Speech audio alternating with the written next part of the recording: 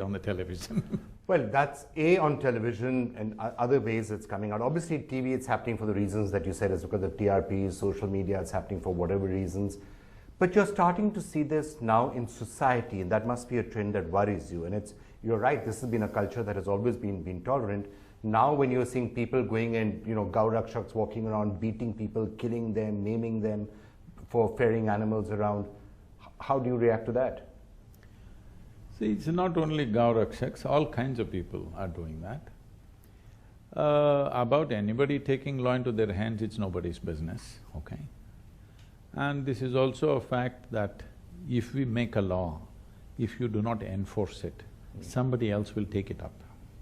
Either we must decide we want to have a law, or we must decide we don't want to have the law. You have a law, but you don't enforce it for political reasons. Somebody else who's enthusiastic thinks it's his business to enforce it, and they'll enforce it in their own crude ways. So this is something that we must look at, not only about this particular law, about variety of laws that we have.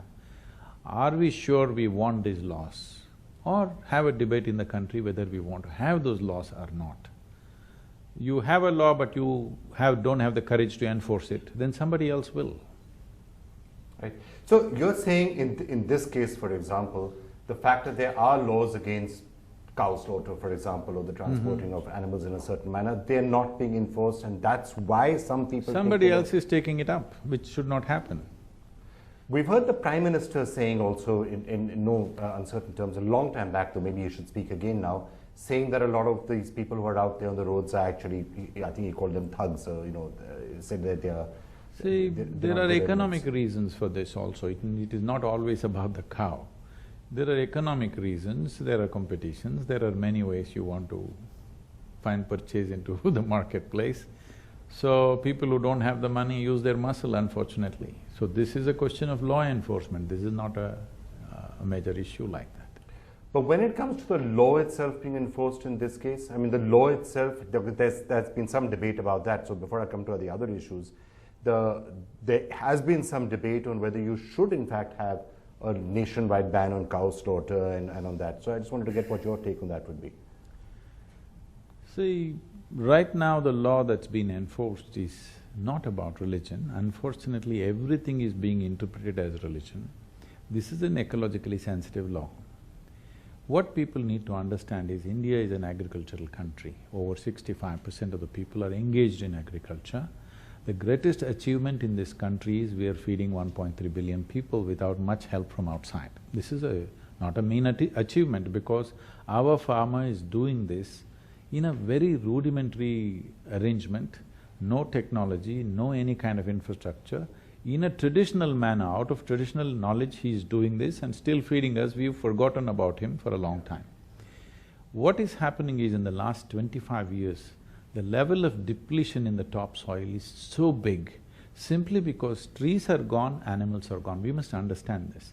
The only way you can replenish the soil, when you do agriculture, you're pulling out tons and tons of soil out. You may see it as sugarcane, you may see it as rice or wheat, but actually it's topsoil that you're taking away.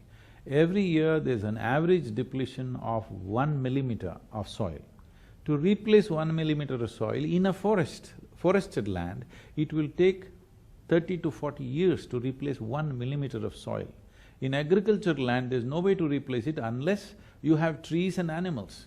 Trees are gone, now you're exporting the animals somewhere else.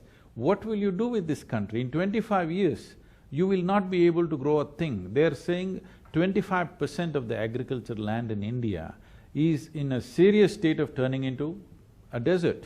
Of course, there's some people who say that if you're not allowed to sell old and infirm cattle, then people will not have them in the first place. So then you will just have a diminution of the population completely. Not true. That's a very wrong this thing.